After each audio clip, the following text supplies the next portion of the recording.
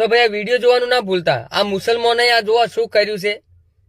એટલે બધા મુસલમાન હરખા નથી હોતા. એટલે જોઈ લો વિડીયો પહેલા, આખો એન્ડ સુધી જોજો વિડીયો. કે ઘેરો રે વડલો ને ઘેરી સાજડી દેલો,